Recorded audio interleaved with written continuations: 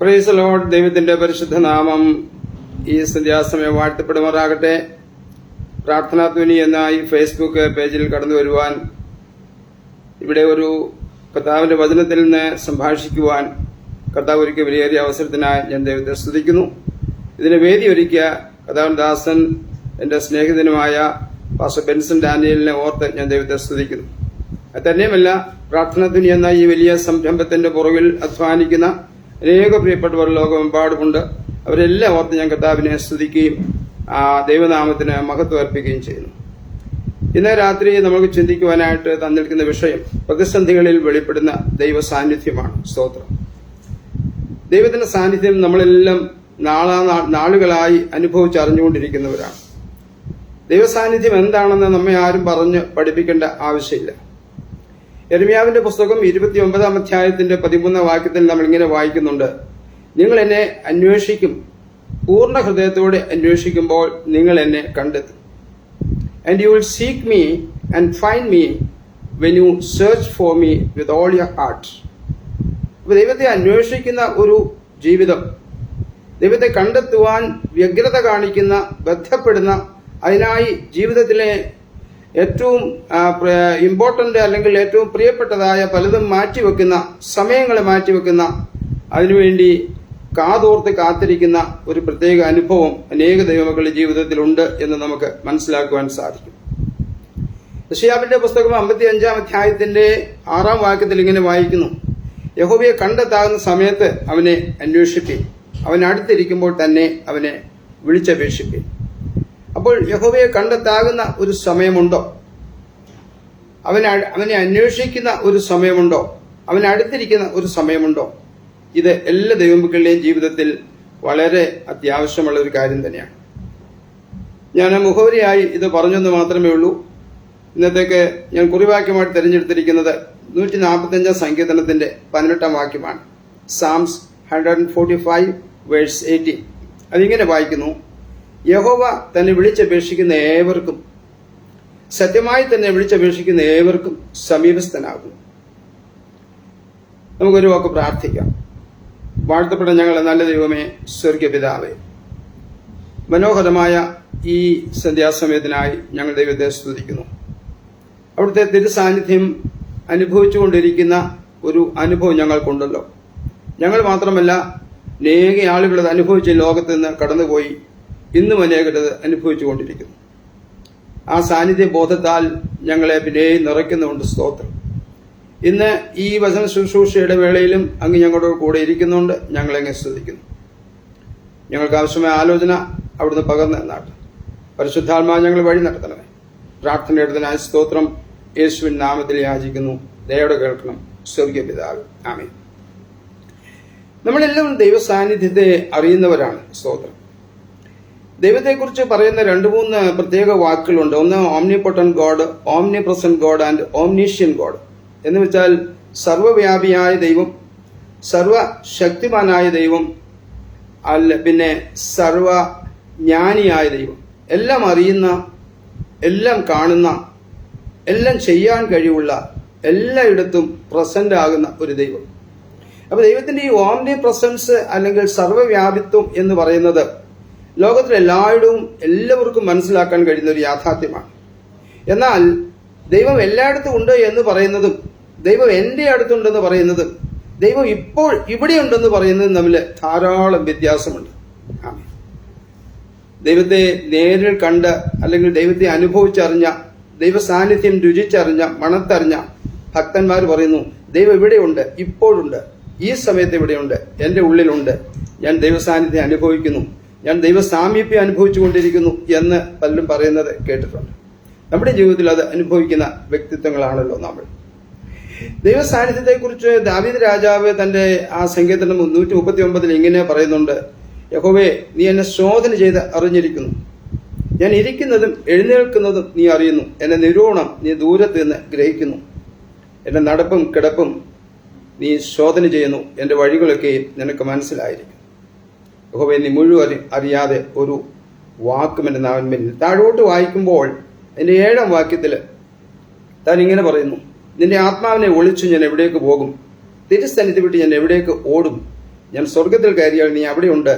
പാതാളത്തിൽ എന്റെ കിടക്ക് വിരിച്ചാൽ നീ അവിടെയുണ്ട്. ഞാൻ ഉഷസ്സിൻ ചിറക് ധരിച്ച് സമുദ്രത്തിന്റെ അറ്റത്ത് എന്ന് പാർത്താൽ അവിടെയും നിന്റെ കൈ എന്നെ നടത്തും. നിന്റെ വലങ്കി എന്നെ പിടിക്കും. ഇരുട്ട് എന്നെ മൂടിക്കളയട്ടെ, വെളിച്ചം എന്റെ ചുറ്റും രാത്രിയായി തിരട്ടെ എന്ന് ഞാൻ പറഞ്ഞാൽ അതെനിക്ക് വളരെയധികം പലപ്പോഴും എന്നെ സ്പർശിച്ചിട്ടുള്ള വാക്യമാണ്. ഇരുട്ട് പോലും നിനക്ക് മറവായിരിക്കുകയില്ല. രാത്രി പകൽ പോലെ പ്രകാശിക്കും, ഇരുട്ടും വെളിച്ചവും നിനക്ക് ഒരുപോലെ തന്നെ. ദൈവ സാന്നിധ്യത്തെ ഒളിച്ച് അല്ലെങ്കിൽ ദൈവത്തിന്റെ അടുത്തുനിന്ന് എവിടെ പോയി മറഞ്ഞിരിക്കാൻ, ഒളിച്ച് എവിടെ പോയിരിക്കാൻ ആരെ കൊണ്ട് സാധിക്കും? സദൃശവാക്യങ്ങൾ 15:3 Proverbs 15:3 ഇങ്ങനെ വായിക്കുന്നുണ്ട്: യഹോവയുടെ കണ്ണ് എല്ലായിടവും ഉണ്ട്, ആകാത്തവരെയും നല്ലവരെയും. എന്ന് വെച്ചാൽ ദൈവത്തിന് ഇഷ്ടമല്ലാത്ത പ്രവൃത്തി ചെയ്യുന്നവരെയും ദൈവത്തിന് ഇഷ്ടമുള്ള പ്രവൃത്തി ചെയ്യുന്നവരെയും ഒരുപോലെ ആമേൻ ദൈവം നോക്കിക്കൊണ്ടിരിക്കുന്നു എന്ന് നമ്മൾ വായിക്കുന്നു. ഹല്ലേലൂയ. എന്നാൽ എത്രയോ അവസരങ്ങളിൽ എത്രയോ പ്രിയപ്പെട്ടവർക്ക് ദൈവ സാന്നിധ്യം ഒരു യാഥാർത്ഥ്യമായി പരിണമിച്ച പല കാര്യങ്ങൾ, പല സംഭവങ്ങൾ വചനത്തിലുടനീളം കാണുവാനായിട്ട് സാധിക്കും. ദൈവമക്കൾ എന്നുള്ള നിലയിൽ നാം ദൈവ സാന്നിധ്യം അനുഭവിക്കുന്നവരല്ലേ? ഈ ദൈവ സാന്നിധ്യം അനുഭവിക്കുന്നവരാണെന്ന് നമ്മൾ മൊത്തമായിട്ട് എടുത്തു പറയുമ്പോൾ തന്നെയും ഒരു പ്രത്യേകത നമുക്കറിയാൻ സാധിക്കും. ദൈവ സാന്നിധ്യത്തെ ശരിക്കും റെക്കഗ്നൈസ് ചെയ്യുന്ന അല്ലെങ്കിൽ തിരിച്ചറിയുന്ന, അത് അനുഭവിച്ചറിഞ്ഞ് അതിൽ സന്തോഷിക്കുന്ന, അതിൽ വല്ലാതെ ഉത്തേജിതരാകുന്ന, അതിൽ വല്ലാതെ അങ്ങ് മെസ്മറൈസ് ആയതുപോലെ അതിനകത്ത് അങ്ങ് ആറാടി ആ സന്തോഷത്തിൽ മതിമറന്നിരിക്കുന്ന അനുഭവം നമ്മുടെ എല്ലാവരുടെയും ജീവിതത്തിൽ ഉണ്ടായിട്ടില്ലേ? നമുക്ക് പഴയ നിയമ ഭക്തന്മാരെയൊക്കെ നോക്കുമ്പോൾ എല്ലാവരും ഉണ്ടെങ്കിൽ തന്നെയും ഹാനോക്കിനെ കുറിച്ച് നമ്മൾ വായിക്കുന്നുണ്ട്. ഹാനോക്ക് ദൈവത്തോടു കൂടെ നടന്നു വന്നു. എപ്പോഴാണ് നടന്നത്? തനിക്ക് 65 വയസ്സായപ്പോൾ ഹാനോക്ക് ദൈവത്തോടുകൂടെ നടക്കുവാൻ തീരുമാനം. എന്ന് പറഞ്ഞാൽ ദൈവ സാന്നിധ്യം നിരന്തരമായി അനുഭവിപ്പാനായിട്ട് തന്നെ ആഗ്രഹിച്ചു. ഇവിടെ എഴുതിയിരിക്കുന്നത് ഇങ്ങനെയാണ്: ഹാനോക്ക് 65 വയസ്സായപ്പോൾ ദൈവത്തോട് നടന്നു. പിന്നീട് നീണ്ട 300 സംവത്സരം, a long 300 years, he walked with God. He was continuously enjoying and experiencing and the company of God, the presence of God with him. ഹാനോക്കിനെ കുറിച്ച് പറയുന്നത് 300 സംവത്സരം ദൈവത്തോടുകൂടെ നടന്നു, എന്നിട്ട് ദൈവം അവനെ എടുത്തുകൊണ്ടുപോയി എന്ന് നമ്മൾ വായിക്കുന്നു. അത് കഴിഞ്ഞ് നമ്മൾ താഴോട്ട് വരുമ്പോൾ പിന്നീട് അങ്ങോട്ട് പോകുമ്പോൾ അബ്രഹാം തുടങ്ങി, ഇസ്ഹാക്ക് തുടങ്ങി, യാക്കോബ് തുടങ്ങി, പഴയ പിതാക്കന്മാരെല്ലാം ഈ ദൈവസാന്നിധ്യം അനുഭവിച്ചവരായിരുന്നു. പ്രത്യേകിച്ച് യാക്കോബിന്റെ ജീവിതത്തിൽ 28-ാം അധ്യായത്തിൽ ഉൽപ്പത്തി പുസ്തകത്തിൽ നമ്മൾ കാണുന്നുണ്ട്, യാക്കോബ് വീട്ടിൽ നിന്ന് പെട്ടെന്ന് ഓടിപ്പോകേണ്ട ഒരു അവസരമുണ്ടായി. കഥയൊക്കെ നിങ്ങൾക്ക് അറിയാമല്ലോ. അവൻ ഹാരാനിലേക്ക് പോയി. 28-ാം അധ്യായത്തിന്റെ 10-ാം വാക്യം: യാക്കോബ് ബേർഷബയിൽ നിന്ന് പുറപ്പെട്ട് ഹാരാനിലേക്ക് പോയി. അവന് സ്ഥലത്തെത്തിയപ്പോൾ സൂര്യൻ അസ്തമിക്കൊണ്ട് അവിടുത്തെ രാവാർത്തു. അവൻ ആ സ്ഥലത്തെ കല്ലുകളിൽ ഒന്നിടത്ത് തലേണയായി വെച്ച് അവിടെ കിടന്നുറങ്ങി. അവനൊരു സ്വപ്നം കണ്ടു എന്ന് വായിക്കുന്നു. ആ സ്വപ്നത്തിൽ ദൈവദൂതന്മാർ കയറുന്നു, ഇറങ്ങുന്നു, അതിന്റെ മുകളിൽ ദൈവം നിൽക്കുന്നു. എന്നിട്ട് ദൈവം ഇങ്ങനെ അരുളി ചെയ്തു: ഞാൻ നിന്റെ പിതാവായ ദൈവവും അബ്രഹാമിന്റെ ദൈവവും ഇസ്ഹാക്കിന്റെ ദൈവവുമായ യഹോവയാകുന്നു. നീ കിടക്കുന്ന ഭൂമിയെ ഞാൻ നിനക്ക് നിന്റെ സന്തതിക്കും തരും. നിന്റെ സന്തതി ഭൂമിയിലെ പൊടി പോലെയാകും. നീ പടിഞ്ഞാറോട്ടും കിഴക്കോട്ടും വടക്കോട്ടും തെക്കോട്ടും പരക്കും. നീ മുഖാന്തരവും നിന്റെ സന്തതി മുഖാന്തരവും ഭൂമിയിലെ സകല വംശങ്ങളും അനുഗ്രഹിക്കപ്പെടും. ഇത് ഞാൻ നിന്നോടുകൂടെ ഉണ്ട്.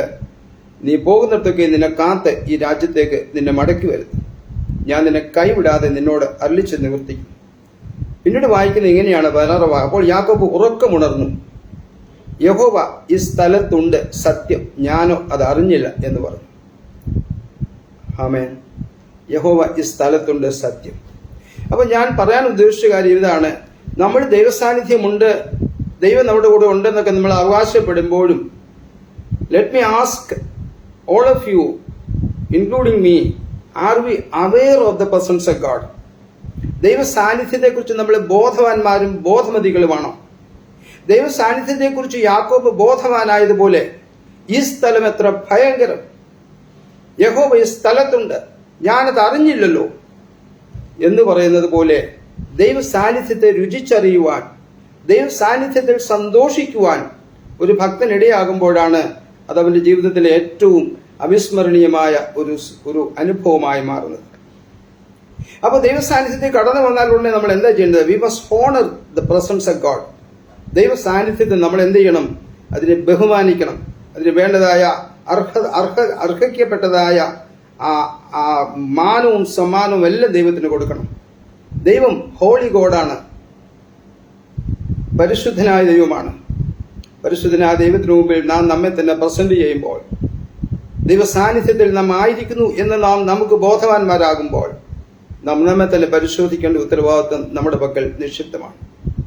യശയ്യാവിന്റെ പുസ്തകം 6-ാം അധ്യായത്തിൽ നമ്മൾ വായിക്കുന്നില്ലേ, ഉയർന്നും പൊങ്ങിയുമുള്ള സിംഹാസനത്തിൽ യഹോവ ഇരിക്കുന്നത് കണ്ടപ്പോൾ അവിടെ എപ്രകാരം യഹോവയുടെ സന്നിധിയിൽ അതേ കെറൂബുകളും സാറാഫുകളും ഒക്കെ എങ്ങനെ നിൽക്കുന്നുവെന്നും ആ ദൈവസാന്നിധ്യത്തിന്റെ തേജസ്സിൽ എപ്രകാരം സംഭവങ്ങളൊക്കെ അവിടെ കാണുന്നുവെന്നും യശയ്യാവ് കണ്ടപ്പോൾ, ദൈവത്തെ കണ്ട യശയ്യാവ്, ദൈവ സാന്നിധ്യത്തെ മനസ്സിലാക്കിയ യശയ്യാവ് പിന്നീട് നോക്കിയത് തന്നിലേക്ക് തന്നെയാണ്.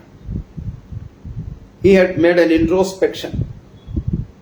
തന്റെ ഉള്ളിലേക്ക് യശയ്യാവ് നോക്കി, ഈ ദൈവസാന്നിധ്യം അനുഭവിപ്പാൻ, ഇവിടെ നിൽക്കുവാൻ എനിക്ക് യോഗ്യതയുണ്ടോ? തന്നെ തന്നെ പരിശോധിച്ച് പറഞ്ഞു, കഷ്ടം, ഞാൻ അശുദ്ധിയുള്ള അതെ ഒരു മനുഷ്യനാണ്, ശുദ്ധിയില്ലാത്ത നാവുള്ള മനുഷ്യൻ. അപ്പോൾ ദൈവ സാന്നിധ്യത്തിൽ നമ്മൾ ആയിരിക്കുമ്പോൾ, ദൈവ സാന്നിധ്യത്തിൽ നമ്മൾ തീർച്ചയായിട്ടും അംഗീകരിക്കണം. അതിന് വേണ്ട വില നാം കൊടുക്കണം. സ്വർഗത്തിലിരിക്കുന്ന ദൈവമാണ് നമ്മുടെ അടുത്തേക്ക് ഇറങ്ങി വന്നതെന്നുള്ളത് നാം മനസ്സിലാക്കണം. യശയ്യാവിന്റെ പുസ്തകത്തിൽ 15-ാം അധ്യായത്തിൽ നമ്മളിങ്ങനെ ഒരു വാക്യം വായിക്കുന്നുണ്ട്. 57-ാം അധ്യായത്തിന്റെ 15-ാം വാക്യത്തില് അവിടെ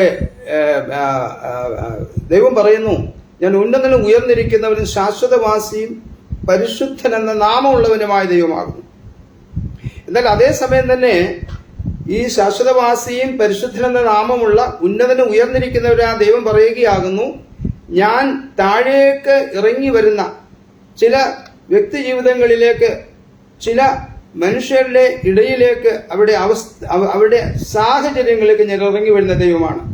57-ന്റെ 15-ാം വാക്യം, ഉന്നതനും ഉയർന്നിരിക്കുന്നവനും ശാശ്വതവാസിയും പരിശുദ്ധനെന്ന നാമമുള്ളവനുമായി ഇപ്രകാരം അരുളിച്ചെയ്യുന്നു, ഞാൻ ഉന്നതനും പരിശുദ്ധനുമായി വസിക്കുന്നു, താഴ്മയുള്ളവരുടെ മനസ്സിലും മനസ്താപമുള്ളവരുടെ ഹൃദയത്തിലും ചൈതന്യം വരുത്തുവാൻ മനസ്താപവും മനോവിനയം ഉള്ളവരോടുകൂടെയും ഞാൻ വസിക്കുന്ന ദൈവം. See, God is always pleased to enjoy the company of people, His people. നമ്മുടെ അടുത്ത് വന്നിരിക്കുവാൻ, നമ്മുടെ പ്രശ്നങ്ങളിൽ ഇടപെടുവാൻ, നമ്മുടെ സാഹചര്യങ്ങളെ മനസ്സിലാക്കി അതിനകത്ത് വന്നിരിക്കുവാൻ, നമ്മുടെ വേദനകളെ ഒന്നറിയുവാൻ, നമ്മുടെ ഹൃദയത്തിന്റെ വെടിപ്പുകളെ പോലും നേരിട്ടറിയുന്ന ഒരു ദൈവം. നമ്മുടെ ഉള്ളിന്റെ ഉള്ളിൽ കടന്നു പോകുന്ന ചിന്തകളെയും വീർപ്പുമുട്ടലുകളെയും വിചാരങ്ങളെയും ഞരക്കങ്ങളെയും വേവലാദികളെയും ആവലാദികളെയും എല്ലാം നന്നായി സസൂക്ഷ്മം പരിശോധിക്കുന്ന ദൈവമാണ് നമ്മുടെ ദൈവം. സ്തോത്രം. ദൈവം നമ്മിൽ നിന്ന് അകന്നിരിക്കുന്ന ദൈവമല്ല, ദൈവം നമ്മെ എപ്പോഴും അറിയുന്ന ദൈവമാണ്. സ്തോത്രം. അപ്പൊ ഈ ദൈവ സാന്നിധ്യം ഒന്നാമത് നമ്മൾ മനസ്സിലാക്കണം, രുചിച്ചറിയണം, ബോധവാന്മാരും ബോധമതികളാകണം. രണ്ടാമത്, ഈ ദൈവ സാന്നിധ്യത്തിൽ കടന്നു വരുമ്പോൾ നാം നമ്മെ തന്നെ പരിശോധിക്കേണ്ടത് ആവശ്യമാണ്. ഞാൻ എവിടെയാണ് വന്നിരിക്കുന്നത്? ഇവിടെ വരാനുള്ള യോഗ്യത എനിക്കുണ്ടോ? നമ്മള് വെളിപ്പാട് പുസ്തകം 1-ാം അധ്യായത്തിൽ തേജസ്വീകരിക്കപ്പെട്ട കർത്താവിന് മുമ്പിൽ യോഹന്നാൻ എങ്ങനെ വന്നു നിൽക്കുന്നു എന്ന് നമുക്ക് കാണുവാൻ സാധിക്കുന്നുണ്ടല്ലോ. വെളിപ്പാട് പുസ്തകം അതിന്റെ 1-ാം അധ്യായത്തിൽ തന്റെ മുമ്പിൽ പ്രത്യക്ഷപ്പെട്ട തേജസ്കരിക്കപ്പെട്ട കർത്താവിനെ കണ്ടപ്പോൾ യോഹന്നാൻ എന്താ ചെയ്തെന്ന് അവിടെ വായിക്കുന്നുണ്ട്. എന്നോട് സംസാരിച്ച നാദം, 12-ാമത്തെ വാക്യം, എന്നോട് സംസാരിച്ച നാദം എന്തെന്ന് കാണുവാൻ ഞാൻ തിരിഞ്ഞപ്പോൾ 7 പൊൻ നിലവിളക്കുകളെയും നിലവിളക്ക് നടുവിൽ നിലയങ്കി ധരിച്ച് മാറത്ത് പൊൻകച്ച് കെട്ടിയവനായി മനുഷ്യപുത്രനോട് സദൃശനായവനെയും കണ്ടു. താഴോട്ട് ഒത്തിരി കാര്യങ്ങൾ വായിക്കുന്നു. എന്നിട്ട് 17-ാമത്തെ വാക്യം, അവനെ കണ്ടിട്ട് ഞാൻ മരിച്ചവനെ പോലെ അവന്റെ കാൽക്കൽ വീണു. ദൈവ സാന്നിധ്യത്തെ ബഹുമാനിക്കുന്ന, ദൈവ സാന്നിധ്യത്തിന് അർഹിക്കുന്ന വില നൽകുന്ന, ഭയത്തോടെ, ആദരവോടെ, സമർപ്പണത്തോടെ, ഭക്തിയോടെ ദൈവമുമ്പാകെ നമ്മെ തന്നെ സമർപ്പിക്കുന്ന ഒരു അനുഭവമായിരിക്കണം ദൈവ സാന്നിധ്യം. അപ്പോൾ ഇവിടെ വായിക്കുന്നു, അവൻ വലങ്കൈ എന്റെ മേൽ വെച്ച് ഭയപ്പെടേണ്ട, ഞാൻ ആദ്യനും അന്ത്യനും ജീവനുള്ളവനുമാകുന്നു. ഞാൻ മരിച്ചവനായിരുന്നു, എന്നാൽ ഇതാ എന്നേക്ക് ജീവിച്ചിരിക്കുന്നു. മരണത്തിന്റെയും പാതാളത്തിന്റെയും താക്കോൽ എന്റെ കൈവശമുണ്ട്. എന്നെ കേൾക്കുന്ന പ്രിയരെ, നമ്മുടെ എല്ലാവരുടെയും ജീവിതത്തിൽ നാം ഈ ദൈവസാന്നിധ്യം അനുഭവിച്ചുകൊണ്ടിരിക്കുന്നവരാണ്. അതിൽ നാം സന്തോഷിക്കുന്നവരാണ്. എന്നാൽ ഇതേ ദൈവസാന്നിധ്യം നമ്മുടെ ജീവിതത്തിൽ നമ്മുടെ പ്രതിസന്ധികളുടെ നടുവിൽ, അതാണല്ലോ നമ്മുടെ വിഷയം. അപ്പൊ ദൈവസാന്നിധ്യത്തിൽ നമ്മൾ അവെയർ ആകണം. ദൈവസാന്നിധ്യത്തിൽ നമ്മെ തന്നെ നാം പരിശോധിക്കണം. മൂന്നാമത് ഞാൻ പറയാൻ ആഗ്രഹിക്കുന്ന ദൈവസാന്നിധ്യം നമ്മുടെ പ്രതിസന്ധികളിൽ വെളിപ്പെടുന്ന ദൈവസാന്നിധ്യമാണ്. സ്തോത്രം. ജീവിതത്തിലെ പ്രതിസന്ധികൾ, പ്രശ്നങ്ങൾ, വേദനകൾ, അതിന്റെ നടുവിൽ കടന്നു വരുന്ന ഒരു ദൈവത്തെയാണ് ബൈബിള് നമുക്ക് പരിചയപ്പെടുത്തി തരുന്നത്. ഉൽപ്പത്തി തൊട്ട് ഇങ്ങോട്ട് നമ്മൾ തുടങ്ങുമ്പോൾ ഒരുപാട് കാര്യങ്ങൾ കാണുവാനായിട്ടുണ്ട്. എന്നെ പലപ്പോഴും ആകർഷമുള്ള ഒരു സംഭവമാണ്, ഒരു വ്യക്തിത്വമാണ് ഹാഗാർ എന്ന് പറയുന്നത്. സ്തോത്രം. ഈ ഹാഗാർ എന്ന് പറയുന്ന ഈ ഒരു സഹോദരി വേറെ സ്ഥലത്തുനിന്ന് അബ്രഹാമിന്റെ വീട്ടിലേക്ക് വന്നതാണ്. സ്തോത്രം. അബ്രഹാമിന്റെ വീട്ടിൽ വേല ചെയ്തുകൊണ്ടിരുന്ന സാറയുടെ ദാസിയായ ഹാഗാർ. അപ്പോൾ ആ ഹാഗാറിന് സാറായിക്കും അബ്രഹാമിനും കുഞ്ഞുങ്ങളില്ലാതെ ഒരു വളരെ അക്ഷമയായിട്ട് ഒരു ദിവസം സാറ പറയുന്നു, അബ്രഹാമിനോട് പറയുന്നു, ഹാഗാറിന്റെ അടുത്ത് ചെന്ന് എനിക്ക് വേണ്ടി ഒരു കുഞ്ഞിനെ തരിക. അബ്രഹാം ആ വാക്ക് കേൾക്കുന്നു. ദൈവത്തോട് ചോദിച്ചില്ല, കൺസൾട്ട് ചെയ്തില്ല, ഒന്നും ചെയ്തില്ല. അത് വേറൊരു വിഷയമാണ്. എന്നാൽ അവിടെ അത് കഴിഞ്ഞ ശേഷം ആ ഭവനത്തിലുണ്ടാകുന്ന സംഭവ വികാസങ്ങൾ നമ്മെ ഏവരെയും അമ്പരപ്പിക്കുന്നതാണ്. സ്തോത്രം. ഉൽപ്പത്തി പുസ്തകം 16 അധ്യായത്തിന്റെ 5 വാക്യം, ജെനസിസ് ചാപ്റ്റർ 16 വേഴ്സ് 5. അപ്പോൾ സാറായി അബ്രഹാമിനോട്, എനിക്ക് ഭവിച്ച അന്യായത്തിന് നീ ഉത്തരവാദി. ഞാൻ എന്റെ ദാസി ഇതിന്റെ മാർബിളത്തിൽ തന്നു. എന്നാൽ താൻ ഗർഭം ധരിച്ചു എന്ന് അവൾ കണ്ടപ്പോൾ അവളുടെ കണ്ണിന് ഞാൻ നിന്ദിതയായി. യഹോവ എനിക്ക് നിനക്കുമതി ന്യായം വിധിക്കട്ടെ. അബ്രഹാം സാറായോട്, നിന്റെ ദാസി നിന്റെ കയ്യിലിരിക്കുന്നു, ഇഷ്ടം പോലെ അവളോട് ചെയ്തു കൊള്ളുക എന്ന് പറഞ്ഞു. സാറായി അവളോട് കാഠിന്യം തുടങ്ങിയപ്പോൾ അവളെ വിട്ട് ഓടിപ്പോയി. 7 വാക്യത്തിൽ, പിന്നെ യഹോവയുടെ ദൂതൻ മരുഭൂമിയിൽ നീറവിന്റെ അരികെ ശൂരിന് പോകുന്ന വഴിയിൽ നീറിന്റെ അരികെ വെച്ച് അവളെ കണ്ടു. സാറയുടെ ദാസി ഹാഗാറെ, നീ എവിടെ നിന്ന് വരുന്നു, എങ്ങോട്ട് പോകുന്നു എന്ന് ചോദിച്ചു. അതിനവൾ, ഞാൻ എന്റെ യജമാനത്തെ സാറായി വിട്ട് ഓടിപ്പോകുകയാകുന്നു. യഹോവയുടെ ദൂതൻ അവളോട് പറഞ്ഞു, നീ യജമാനത്തിന്റെ അടുക്കൽ മടങ്ങിച്ചെന്ന് അവൾക്ക് കീഴടങ്ങിയിരിക്കുക. യഹോവയുടെ ദൂതൻ പിന്നെ അവളോട്, ഞാൻ സന്തതിയെ ഏറ്റവും വർദ്ധിപ്പിക്കും, അത് എണ്ണിക്കൂടാതെ വണ്ണം പെരുപ്പമുള്ളതായിരിക്കും. നീ ഗർഭിണിയല്ലോ, നീ ഒരു മകനെ പ്രസവിക്കും. യഹോവ നിന്റെ സങ്കടം കേൾക്കൊണ്ട് നീ അവൻ ഇശ്മായേൽ എന്ന് പേർ വിളിക്കണം എന്ന് പറഞ്ഞു. അപ്പോൾ അങ്ങനെ പറഞ്ഞിട്ട് 13 വാക്യത്തിൽ നമ്മൾ വായിക്കുന്നത്, എന്നാൽ അവൾ എന്നെ കാണുന്നവനെ ഞാൻ ഇവിടെയും കണ്ടു എന്ന് പറഞ്ഞു. തന്നോട് അല്ലിച്ചത് യഹോവയ്ക്ക്, ദൈവമേ നീ എന്നെ കാണുന്നു എന്ന് പേർ വിളിച്ചു. അത് കഴിഞ്ഞ ശേഷം പിന്നീട് നമ്മൾ ഈ ഹാഗാറിൽ പ്രശ്നത്തിലാകുന്ന കാണുന്നത് 21 അധ്യായത്തിലാണ്. 21 അധ്യായത്തിൽ നാം കാണുന്നത്, അപ്പോഴേക്കും അവിടെ സാറയ്ക്കും അബ്രഹാമിനും മറ്റൊരു കുഞ്ഞുണ്ടായി, ഇസഹാക്കുണ്ടായി. ഈ 2 കുഞ്ഞുങ്ങളും വളർന്നു കുറച്ചു വലുതായി കഴിഞ്ഞപ്പോൾ അവിടെ പ്രശ്നം പിന്നെ ഉടലെടുക്കുകയാണ്. ആ പ്രശ്നത്തിന്റെ സങ്കീർണത അനുഭവിച്ചുകൊണ്ടിരിക്കുമ്പോൾ അബ്രഹാം എന്ത് ചെയ്യുന്നു? 21 അധ്യായത്തിന്റെ 14 വാക്യം, അബ്രഹാം അധികാലത്ത് എഴുന്നേറ്റ് അപ്പവും ഒരു തുരുത്തി വെള്ളവും എടുത്ത് ഹാഗാറിന്റെ തോളിൽ വെച്ചു, കുട്ടിയും കൊടുത്ത് അവളെ അയച്ചു. അവൾ പുറപ്പെട്ടു പോയി ബേർശെബ മരുഭൂമിയിൽ ഉഴുന്ന് നടന്നു. തുരുത്തിയിലെ വെള്ളം ചെലവായ ശേഷം അവൾ കുട്ടിയെ കുറുങ്കാട്ടൻ തണലിലിട്ട് അവൾ പോയി അതിനെതിരെ ഒരു അമ്പിൻ പാട് ദൂരത്തിരുന്നു, എന്നിട്ട് നിലവിളിച്ചു എന്നൊക്കെ നമ്മൾ കാണുന്നുണ്ട്. ദൈവം അവളോട് പറയുന്നു, ദൈവത്തിന്റെ ദൂതൻ ആകാശത്ത് നിന്ന് ഹാഗാറിനെ വിളിച്ച് അവളോട്, ഹാഗാറെ നിനക്ക് എന്ത്, നീ ഭയപ്പെടേണ്ട, ബാലൻ ഇരിക്കുന്നത് അവന്റെ നിലവിളി ദൈവം കേട്ടിരിക്കുന്നു. നീ ചെന്ന് ബാലിനെ താങ്ങി എഴുന്നേൽപ്പിച്ചു കൊടുക്കുക, ഞാൻ അവനെ വലിയ ജാതിയാക്കും എന്ന് പറയും. ദൈവം അവിടെ കണ്ണു തുറന്നു, അവൾ നീറവ് കണ്ടു, തുരുത്തിയിൽ വെള്ളം നിറച്ചു ബാലിനെ കുടിപ്പിച്ചു. അപ്പോൾ ഞാൻ ചോദിക്കുന്നത്, ഇതേ ഹാഗാറിനോട് ചില നാളുകൾക്ക് മുമ്പ് ദൈവം അരുളപ്പാട് കൽപ്പിച്ചതല്ലേ? നിനക്കുണ്ടാകുന്ന മകൻ ഒരു വലിയ ജാതിയായി തീരും, അവൻ ഇന്ന പേരിടണമെന്ന് പറഞ്ഞതല്ലേ? എന്തുകൊണ്ട് ഹാഗാർ എന്ന് മറന്നുപോയത്? ഈ ഹാഗാറിനെ പോലെ നമ്മളും പലപ്പോഴും പ്രതിസന്ധികൾ നടുവിൽ വെളിപ്പെടുന്ന ദൈവ സാന്നിധ്യം തിരിച്ചറിയാൻ കഴിയാതെ, ഈ ദൈവത്തെ മനസ്സിലാക്കാൻ കഴിയാതെ, നമ്മുടെ തന്നെ വിഷമങ്ങളിലും വേദനകളിലും പ്രയാസങ്ങളിലും നാം മനസ്സുവെച്ച് നാം അതിനകത്ത് നീറി വല്ലാതെ ഒരു നിരാശരാകുന്ന ഒരു അനുഭവം പലരുടെയും ജീവിതത്തിൽ കണ്ടിട്ടില്ലേ? ദൈവത്തിന്റെ വാഗ്ദത്തങ്ങളെ നാം ഓർക്കണം. ദൈവം മുമ്പേ നമ്മളോട് പറഞ്ഞ, അല്ലെങ്കിൽ വിളിച്ച നാളുകളിൽ, അല്ലെങ്കിൽ ദൈവം തുടങ്ങി വെച്ച വേല, ദൈവം നമ്മെക്കുറിച്ചുള്ള ദൈവത്തിന്റെ ആഗ്രഹം, ദൈവത്തിന്റെ സ്വപ്നം, ദൈവത്തിന്റെ വാഗ്ദത്തം, അത് നിറവേറാൻ ബാക്കിയാണ് പ്രിയരെ. അതുകൊണ്ട് പ്രതിസന്ധികൾ എല്ലാവർക്കുമുണ്ട്, പ്രശ്നങ്ങൾ എല്ലാവർക്കുമുണ്ട്, വേദനകൾ എല്ലാവർക്കുമുണ്ട്.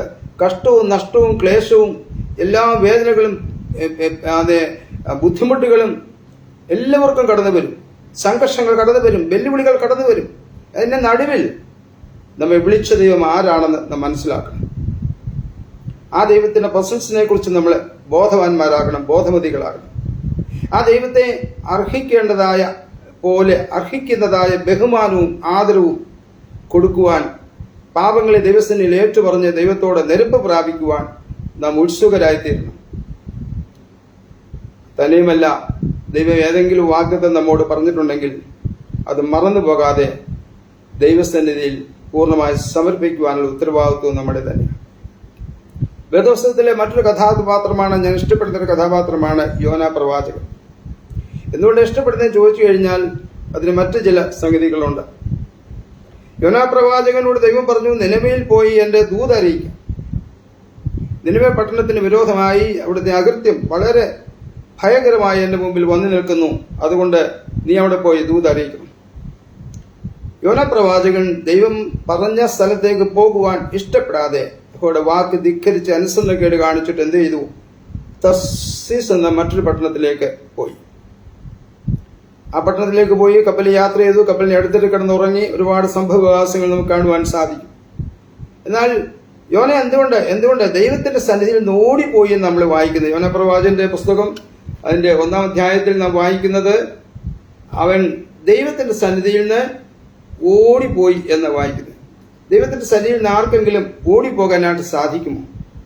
യോന പ്രവാചകന്റെ പുസ്തകം അതിന്റെ 1-ാം അധ്യായത്തിൽ അമിതായുടെ മകനായ യോനയ്ക്ക് യഹോവയുടെ അരുളപ്പാടുണ്ടായെന്നാൽ നീ പുറപ്പെട്ട് മഹാനഗരമായ നിനവയിലേക്ക് ചെന്നതിന് വിരോധമായി പ്രസംഗിക്കുക, അവരുടെ ദുഷ്ടത എന്റെ സന്നിധിയിൽ എത്തിയിരിക്കുന്നു. എന്നാൽ യോന യഹോവയുടെ സന്നിധിയിൽ നിന്ന് തർശീശിലേക്ക് ഓടിപ്പോകേണ്ടതിന് പുറപ്പെട്ട് എന്ന് വായിക്കുന്നു.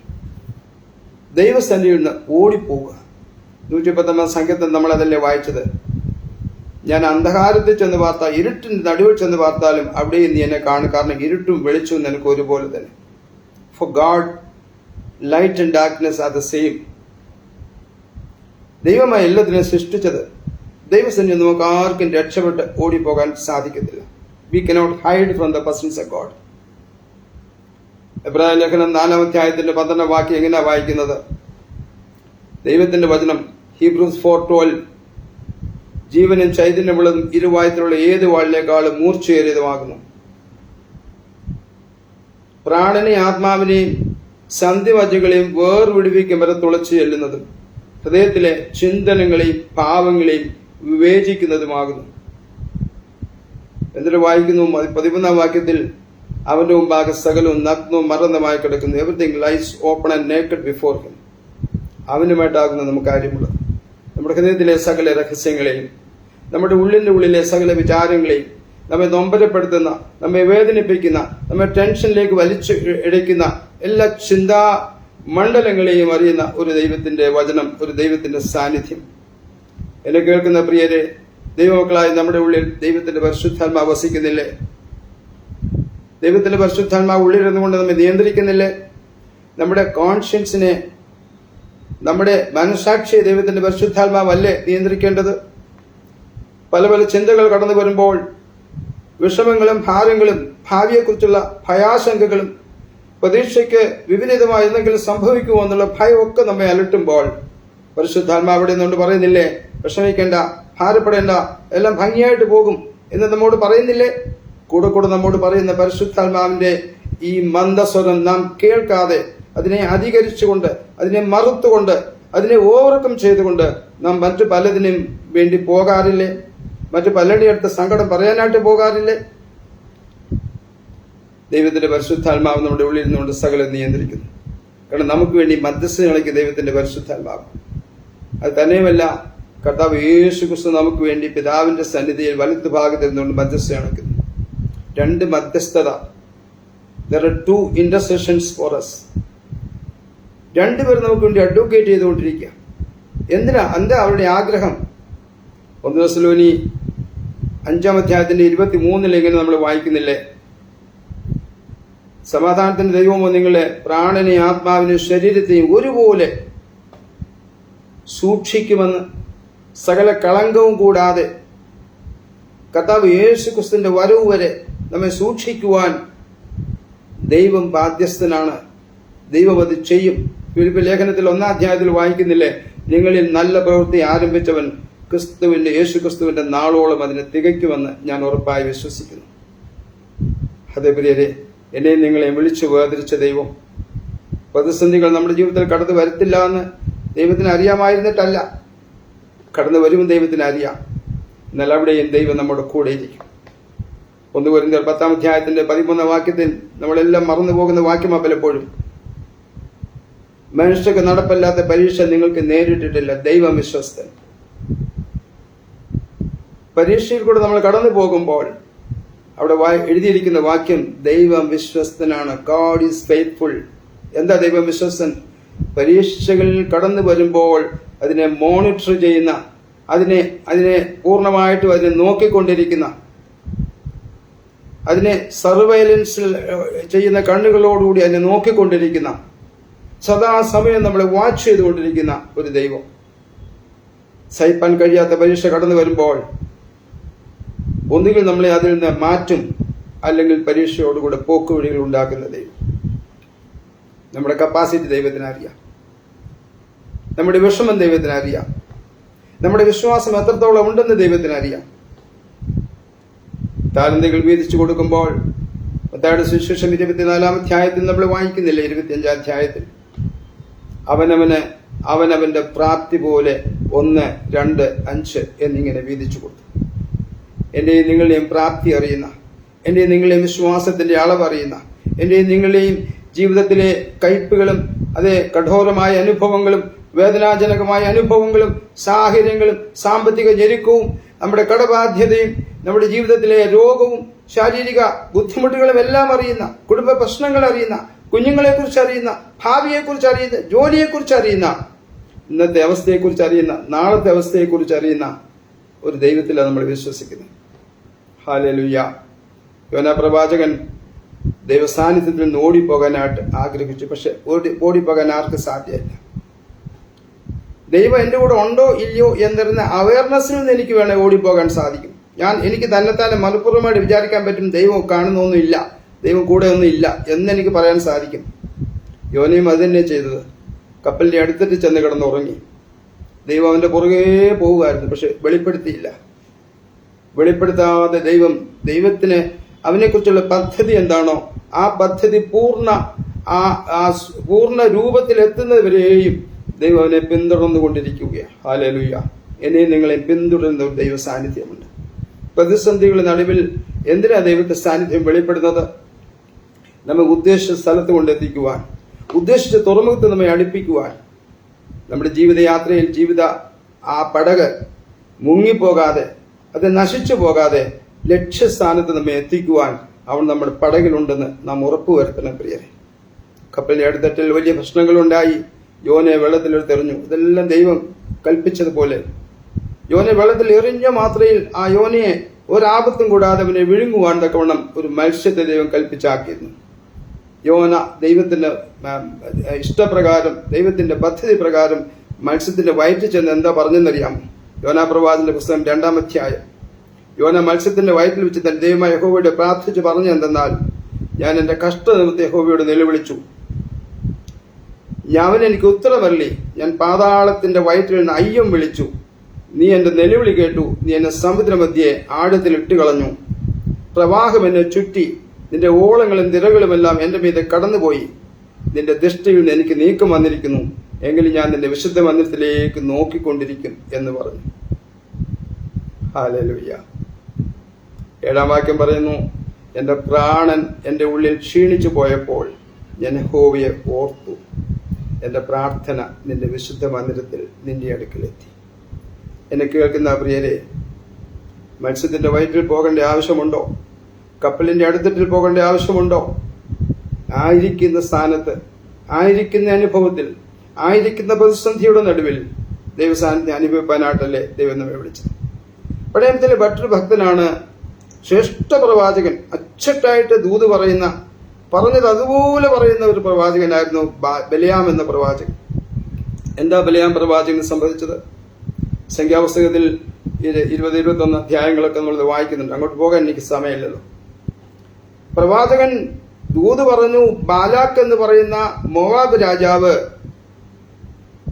ബിലിയാമിന്റെ അടുത്ത് ആളെ വെച്ച് പറയിച്ചു, ഈ ജനത്തെ നീ ശപിക്കണം. കാരണം ഇവരെ തോൽപ്പിക്കാനായിട്ട്, ഇവരെ ആക്രമിക്കാനായിട്ട് നോക്കിയിട്ട് എനിക്കൊരിക്കലും എന്നെ കൊണ്ട് സാധിക്കുന്നത്. അതുകൊണ്ട് ഞാൻ ചുരുക്കത്തിൽ പറയുക, നീ എന്നെ സഹായിക്കണം, ഈ ജനത്തെ നീ ഒന്ന് ശപിക്കണം. ദൈവത്തിന്റെ ശാപം അവരുടെ മേലുണ്ടെങ്കിൽ എനിക്ക് അവരെ നിഷ്പ്രയാസം കീഴടക്കാൻ സാധിക്കും. ആദ്യമൊന്നും ബലിയാം എഗ്രി ചെയ്തില്ല. പിന്നീട് ആ മനുഷ്യൻ പിന്നെയും കൂടുതൽ ആളുകളെ അയച്ചു, കൂടുതൽ ധനവുമായിട്ട് അയച്ചു. നിർബന്ധിച്ചപ്പോൾ ഓക്കെ ഞാൻ നോക്കാമെന്ന് പറഞ്ഞു. എന്നാൽ ദൈവം ബലിയാമിനോട് വ്യക്തമായ ദൂത് നേരത്തെ തന്നെ പറഞ്ഞു, നീ അവരുടെ കൂടെ പോകരുത്. രണ്ടാമത് ബലിയാം പിന്നെയും ദൈവത്തോട് ഈ കാര്യം പറഞ്ഞപ്പോൾ ദൈവം പറഞ്ഞു, ഓക്കെ എന്നാ പൊക്കോ, പക്ഷെ ഞാൻ പറയുന്നത് മാത്രമേ പറയാവൂ. എന്നാൽ ആ പോക്ക്, ആ യാത്ര, രണ്ടാമത് ബലിയാം പോകുന്ന ആ യാത്ര ദൈവത്തിന് ഇഷ്ടമുള്ള കാര്യമായിരുന്നില്ല. പോകുന്ന യാത്രയിൽ നമ്മൾ പല സംഭവങ്ങൾ കാണുന്നതായിട്ട് നമ്മൾ കാണുന്നു. തന്റെ മുമ്പിൽ കൂടി പോകുന്ന ദൈവ സാന്നിധ്യം, തന്റെ അടുത്തുള്ള ദൈവ സാന്നിധ്യം, തന്റെ മുമ്പിൽ കൂടി യാത്ര ചെയ്യുന്ന ദൈവത്തിന്റെ ദൂതന്റെ സാന്നിധ്യം, ആ ദൂതനെ കാണുവാൻ ബലിയാമിന് കഴിഞ്ഞില്ല. കാരണം എന്താണെന്നറിയാമോ? ബലിയാമിന്റെ കണ്ണുകൾ ഈ ലോകമോഹത്താൽ, ധനമോഹത്താൽ, സാമ്പത്തിക നന്മ എന്നുള്ള ആ മോഹത്താൽ ബലിയാമിന്റെ കണ്ണുകൾ അടഞ്ഞിരിക്കുകയായിരുന്നു. എന്നെ കേൾക്കുന്ന പ്രിയരെ, നമ്മുടെ കണ്ണുകൾ പലപ്പോഴും പ്രതിസന്ധികളുടെ നടുവിൽ അടഞ്ഞിരിക്കാറുണ്ട്. ലോകമോഹങ്ങളുടെ നടുവിൽ നമ്മുടെ കണ്ണുകൾ അടഞ്ഞിരിക്കാറുണ്ട്. കാണേണ്ടതുപോലെ ദൈവത്തെ കാണുവാൻ കഴിയാതെ നാം പലപ്പോഴും വല്ലാതെ വിഷമത്തിലാകാറുണ്ട്. മുമ്പിൽ കൂടി പോകുന്ന ദൈവ സാന്നിധ്യം, കാരണം അവൻ പോകുന്ന ദൈവത്തിന് ഇഷ്ടമല്ലായിരുന്നു. അതുകൊണ്ട് ദൈവം അവന്റെ വഴി മുടക്കാനായിട്ട് ദൈവം തന്നെ ദൂതനെ അയച്ചു. ആ ദൂതൻ മുമ്പിൽ കൂടി പോകുന്നത് കണ്ട് ബലിയാം സഞ്ചരിച്ചിരുന്ന കഴുത പല തവണ അത് നിന്നു. അവനെ വഴിയിൽ ഞെരുക്കി, അവനെ കാല് ഞെരുക്കി ഒക്കെ ചെയ്തു. ബലിയാം കഴുതയെ വീണ്ടും വീണ്ടും അടിക്കുമ്പോൾ ദൈവം എന്ത് ചെയ്യുന്നറിയാമോ? കഴുതയുടെ വായ തുറന്നു. കഴുത അവനോട് സംസാരിക്കുവാൻ തുടങ്ങി. ബലിയാം തിരിച്ച് അവനോട് സംസാരിക്കുവാൻ തുടങ്ങി. കുറച്ചു കഴിഞ്ഞിട്ടാണ് ബലിയാം മനസ്സിലാക്കുന്നത്, യഹോവയുടെ ദൂതൻ പ്രതിയോഗിയായ വഴി നിൽക്കുന്നു. എന്നെ കേൾക്കുന്ന പ്രിയരെ, യഹോവയുടെ ദൂതൻ പ്രതിയോഗിയായി ചിലപ്പോൾ നിന്നെന്ന് വരാം. യഹോവയുടെ ദൂതൻ നമ്മെ വിടുവിക്കുവാൻ നമ്മോടുകൂടെ ഇറങ്ങി വന്നെന്ന് വരാം. 91 സംഖ്യത്തിൽ നമ്മൾ വായിക്കുന്നില്ലേ, നിന്റെ എല്ലാ വഴികളും നിന്നെ കാക്കേണ്ടതിന്, നിന്റെ സകല വഴികളും നിന്നെ കാക്കേണ്ടതിന് ഞാൻ നിന്നെ കുറിച്ച് എന്റെ ദൂതന്മാരോട് കൽപ്പിച്ചിട്ടുണ്ട്. ഹല്ലേലൂയ. പ്രതിസന്ധികളിൽ താങ്ങുന്ന ദൈവ സാന്നിധ്യം നമുക്കുണ്ടല്ലോ. 2 ക്രോണിക്കിൾസ് 69 നമ്മളിങ്ങനെ വായിക്കുന്നുണ്ട്. 2 ദിനവൃത്താന്തം 16 അധ്യായത്തിന്റെ 9 വാക്യം. യഹോവയുടെ കണ്ണ് തങ്ങൾ ഏകാഗ്രചിത്തന്മാരായിരിക്കുന്നവർക്ക് വേണ്ടി തന്നെത്താൻ ബലവാനെന്ന് കാണിക്കേണ്ടതിന് ഭൂമിയിൽ എല്ലായിടവും ഊടാടിക്കൊണ്ടിരിക്കുന്നു. അതെ, നാം ആശ്രയിക്കുന്ന ദൈവം, നാം വിളിച്ചപേക്ഷിക്കുന്ന ദൈവം, നമ്മുടെ വേദനകളിലും കഷ്ടങ്ങളിലും നമ്മെ സഹായിക്കുന്ന ദൈവം, ആ ദൈവം നമ്മെ നോക്കിക്കൊണ്ടിരിക്കുകയാണ്. എന്തിനാണ്? തങ്ങൾ ഏകാഗ്രചിത്തന്മാരായിരിക്കുന്നവർക്ക് വേണ്ടി തന്നെത്താൻ ബലവാൻ എന്ന് കാണിക്കേണ്ടത്. ഏകാഗ്രചിത്തന്മാരായിരിക്കുക എന്ന് പറഞ്ഞാൽ അതിന്റെ അർത്ഥം എന്താ? The one who is aware of the presence of God, the one who is constantly dedicating and confessing his sins in the presence of God. ദൈവത്തിന്റെ സാന്നിധ്യത്തെ തിരിച്ചറിയുന്ന ഭക്തർ, ദൈവ സാന്നിധ്യം തിരിച്ചറിഞ്ഞ് തങ്ങളുടെ ജീവിതത്തിലെ കുറവുകളെ ദൈവമുമ്പാകെ ഏറ്റുപറയുന്ന ഭക്തർ, ദൈവത്തെ മാനിക്കുവാനും ആദരിക്കുവാനും തങ്ങളെ തന്നെ സമർപ്പിക്കുന്ന ഭക്തർ, അവർക്ക് വേണ്ടി തന്നെത്താൻ ബലവാണെന്ന് കാണിക്കേണ്ടതിന് യഹോവയുടെ കണ്ണുകൾ ഭൂമിയിൽ എല്ലായിടവും ഊടാടിക്കൊണ്ടിരിക്കുകയാണ്. ആമേൻ. ആ ദൈവത്തിന്റെ സന്നിധിയിൽ നമ്മളായിരിക്കും. യാക്കോബിന്റെ ലേഖനത്തിൽ 4 അധ്യായത്തിന്റെ 7 വാക്യത്തിൽ പറയുന്നു, ആകയാൽ നിങ്ങൾ ദൈവത്തിന് കീഴടങ്ങുവീൻ, പിശാചിനോട് എതിർത്ത് നിൽപ്പീൻ, എന്നാൽ അവൻ നിങ്ങളെ വിട്ട് ഓടിപ്പോകും. എന്നാൽ ദൈവത്തോട് അടുത്ത് ചെല്ലുവീൻ, അവൻ നിങ്ങളോട് അടുത്ത് വരും. പാപികളെ കൈകളെ വെടിപ്പാക്കി ഇരുമനസ്സിലുള്ള ഹൃദയങ്ങളെ ശുദ്ധീകരിപ്പീൻ. അതെ, ദൈവത്തോട് അടുത്ത് ചെല്ലുവാൻ. എപ്പോഴാണ് ദൈവത്തോട് അടുത്ത് ചെല്ലേണ്ടത്? എപ്പോഴാണ് ദൈവം എൻ്റെ അടുത്തുള്ളത് എന്നൊക്കെ അറിയാൻ പറ്റുമോ? തീർച്ചയായിട്ടും അറിയാൻ പറ്റും. അതാണ് ഞാൻ ആദ്യം വായിച്ച ഒരു വാക്യം ഉണ്ടായിരുന്നല്ലോ, യെരമ്യാ പ്രവാചകന്റെ പുസ്തകം 29:13 വാക്യം. നിങ്ങൾ എന്നെ അന്വേഷിക്കും, പൂർണ്ണ ഹൃദയത്തോടെ അന്വേഷിക്കുമ്പോൾ നിങ്ങൾ എന്നെ കണ്ടെത്തും. ആമേൻ. യെശയ്യാവ് 55:6 യഹോവയെ കണ്ടെത്താകുന്ന സമയത്ത് അവനെ അന്വേഷിപ്പീൻ, അവൻ അടുത്തിരിക്കുമ്പോൾ തന്നെ അവനെ വിളിച്ചപേക്ഷിപ്പീൻ. അപ്പോൾ ദൈവം എപ്പോഴാണ് അടുത്തുള്ളത്? ദൈവം എപ്പോഴും നമ്മുടെ അടുത്തുണ്ട് പ്രിയരെ. സാർവലൗകികമായി ലോകത്തെല്ലായിടത്തും ദൈവമുണ്ട്. അത് ദൈവത്തിന്റെ ഓംനി പ്രസൻസ് ആണ്, സർവ്വവ്യാപിയായ ദൈവം. എന്നാൽ ഒരു ഭക്തനെ സംബന്ധിച്ചിടത്തോളം ദൈവം അവന്റെ അടുത്തുണ്ടെന്നുള്ളത് ഒരു യാഥാർത്ഥ്യമായിട്ട് അവന്റെ ഉള്ളിലിരിക്കുന്നു. പത്രോസിന്റെ ലേഖനത്തിൽ പത്രോസ് പറയുന്നില്ലേ, നിങ്ങൾ അവനെ കാണാതെ സ്നേഹിക്കുന്നു, ഇപ്പോൾ കാണാതെ വിശ്വസിച്ചുകൊണ്ട് നിങ്ങൾ വിശ്വാസത്തിന്റെ അന്തമായ ആത്മരക്ഷയ്ക്ക് വേണ്ടി കാത്തിരിക്കുന്നു. ഇതേ കാണാതെ നമ്മൾ വിശ്വസിക്കുന്ന കർത്താവ്, കാണാതെ സ്നേഹിക്കുന്ന കർത്താവ്. എന്തുകൊണ്ടാണ് അങ്ങനെ ചെയ്യുന്നത്? ആ പ്രസൻസിനെ നമ്മൾ ഫീൽ ചെയ്തുകൊണ്ട്, ആ പ്രസൻസിനെ നമ്മൾ മനസ്സിലാക്കിക്കൊണ്ടാണ് നമ്മൾ ഓരോ നിമിഷവും ജീവിക്കുന്നത്. ദൈവം എന്നെ വിട്ട് എങ്ങും പോകുന്നില്ല, ദൈവം എൻ്റെ അടുത്തുണ്ട്, എൻ്റെ വഴികളിലുണ്ട്, എൻ്റെ ഉറക്കത്തിലുണ്ട്, എൻ്റെ കിടക്കയിലുണ്ട്, എൻ്റെ എല്ലാ കാര്യപരിപാടികളും ദൈവം എൻ്റെ കൂടെയുണ്ട്, യാത്രകളിൽ ദൈവം കൂടെയുണ്ട് എന്ന് എത്ര പേർക്ക് ഇന്ന് പകൽ വിശ്വസിക്കുവാനായിട്ട് സാധിക്കും? 121 സങ്കീർത്തനത്തിൽ അതല്ലേ നമ്മൾ വായിക്കുന്നത്, ഉറങ്ങാത്ത മയങ്ങാത്ത ഈ ഇസ്രായേലിന്റെ പരിപാലകനായ ദൈവം. He doesn't sleep, he doesn't slumber. ഉറങ്ങാത്ത മയങ്ങാത്ത ദൈവത്തിന്റെ സാന്നിധ്യം, നിന്റെ ഗമനത്തെ ആഗമനത്തെ എന്നും വലുതേക്ക് നിയന്ത്രിക്കുന്ന ദൈവത്തിന്റെ സാന്നിധ്യം. എന്നെ കേൾക്കുന്ന പ്രിയരെ, പ്രതിസന്ധികൾ, പ്രശ്നങ്ങൾ, വേദനകൾ, ബുദ്ധിമുട്ടുകൾ എല്ലാവരുടെ ജീവിതത്തിലുണ്ട്. എന്നാൽ അതിന്റെ നടുവിൽ വെളിപ്പെടുന്ന ദൈവ സാന്നിധ്യം. പ്രതിസന്ധികൾ വരാൻ വേണ്ടി കാത്തിരിക്കണമോ? ഞാൻ പലപ്പോഴും പലരോടും ചോദിക്കാറുണ്ട്. ദൈവത്തെ അന്വേഷിക്കുവാൻ, ദൈവത്തെ കണ്ടുമുട്ടുവാൻ, ദൈവത്തോട് സംസാരിക്കുവാൻ, ദൈവസാന്നിധ്യം രുചിച്ചറിയുവാൻ പ്രതിസന്ധികൾക്കായിട്ട് കാത്തിരിക്കേണ്ട ആവശ്യമുണ്ടോ ഒരു ഭക്തന്? ഇല്ല, ഒരിക്കലുമില്ല. എന്നാൽ പ്രതിസന്ധികൾ അവനെ പിന്നെയും കൂടുതൽ ദൈവത്തോട് അടുപ്പിക്കുകയാണ് ചെയ്യുന്നത്. പ്രതിസന്ധികൾ കടന്നു വരുമ്പോൾ അവനറിയാം, എന്നെ വിടുവിക്കുന്ന ഒരു ദൈവം എൻ്റെ കൂടെയുണ്ട്, എന്നെ സഹായിക്കുന്ന ഒരു ദൈവം എൻ്റെ കൂടെയുണ്ട്. ആ ദൈവം എന്നെ ഒരിക്കലും കൈവിടുകയില്ല. ആ ദൈവം എൻ്റെ പിതാക്കന്മാരുടെ ദൈവമാണ്. ആ ദൈവം എന്നെ ഇന്ന് വരെ നടത്തിയ ദൈവമാണ്. അവൻ എന്നാൽ പാപം നമ്മളെ ദൈവത്തിൽ നിന്ന് അകറ്റിക്കളയും. 51 സങ്കീർത്തനത്തിൽ ദാവീദ് അതാ പറഞ്ഞത്. അതിന്റെ 11ാമത്തെ വാക്യത്തിൽ, നിന്റെ സന്നിധിയിൽ നിന്ന് തള്ളിക്കളയരുതേ, നിന്റെ പരിശുദ്ധാത്മാവിനെ എന്നിൽ നെടുക്കുകയും വരുതേ, നിന്റെ രക്ഷയുടെ സന്തോഷം എനിക്ക് തിരികെ തരണമേ. അതെ, പാപം നമ്മളെ ദൈവത്തിൽ നിന്ന് അകറ്റിക്കളയുന്നു, തെറ്റുകൾ നമ്മെ ദൈവത്തിൽ നിന്ന് ദൂരേക്ക് മാറ്റിക്കളയുന്നു. പിന്നീട് തിരികെ വരുമ്പോൾ മാത്രമേ ദൈവസാന്നിധ്യം നമുക്ക് അനുഭവിക്കാൻ സാധ്യമാക്കുള്ളൂ. അതുകൊണ്ട് പാപങ്ങളെ ഏറ്റുപറയുന്ന ഏറ്റവും അത്യാവശ്യമുള്ള കാര്യമാണ്. കുറവുകളെ ദൈവസന്നിധി കൊണ്ടുവന്ന് ഏറ്റുപറയണം. കർത്താവേ, ഞാൻ തെറ്റിപ്പോയി, ഞാൻ ദൂരെ പോയി, എന്നോട് നീ ക്ഷമിക്കണമേ. ദൈവം കൂടെയുണ്ട്. കൂടെ ദൈവം തന്റെ കൂടെ യാത്ര ചെയ്ത നല്ല വിശ്വാസമുള്ള ആളായിരുന്നല്ലോ മോശ. ആദ്യത്തെ 40 വർഷം ഫറവോന്റെ കൊട്ടാരത്തിലും, പിന്നീടുള്ള next 40 years in the wilderness, മരുഭൂമിയിലും, ആൻഡ് ദ ലാസ്റ്റ് 40 years ദൈവജനത്തെ നയിക്കുവാനായിട്ട് ദൈവം നിയോഗിച്ച ആ അനുഭവമൊക്കെ നമ്മൾ 40 വർഷങ്ങൾ 120ാമത്തെ വർഷത്തിലാണ് മോശ മരിക്കുന്നത്. അപ്പോൾ ഈ മോശയുടെ ജീവിതത്തിൽ ദൈവജനത്തെ നയിക്കുന്നതിനായിട്ട് തന്നെ നയിച്ചുകൊണ്ട് പോകുമ്പോൾ മരുഭൂമിയിലായിരിക്കുന്ന ദൈവജനം പലവിധമായ പ്രശ്നങ്ങൾ സൃഷ്ടിക്കുന്നു. മോശയ്ക്ക് പോലും സഹിക്കാൻ കഴിയാത്ത രീതിയിൽ വല്ലാതെ പ്രശ്നങ്ങൾ ഉണ്ടാക്കുന്ന ഒരു ദൈവജനം. അതിനിടയ്ക്ക് ദൈവം മോശയോട് പറയുന്നു, ഞാൻ നിന്റെ കൂടെ വരാം എന്നൊക്കെ. 33ാം അധ്യായത്തിന്റെ പുറപ്പാട് പുസ്തകം 33, എക്സോഡസ് ചാപ്റ്റർ 33 വേഴ്സ് 14. അതിനവൻ, എന്റെ സാന്നിധ്യം നിന്നോട് കൂടെ പോരും, ഞാൻ നിനക്ക് സ്വസ്ഥത നൽകും എന്നരുളി ചെയ്തു. അവനോട്, തിരു സാന്നിധ്യം എന്നോടുകൂടെ പോരുന്നില്ലെങ്കിൽ ഞങ്ങളെ ഇവിടുന്ന് പുറപ്പെടുവിക്കല്ലേ. നമ്മൾ എത്ര പേര് ഇങ്ങനെ പ്രാർത്ഥിക്കുവാനായിട്ട് ഇടയായിത്തീരും. ദൈവമേ, നിന്റെ സാന്നിധ്യം പ്രതിസന്ധികൾ വെളിപ്പെടുന്ന സാന്നിധ്യമാണ് ഞങ്ങൾക്കറിയാം.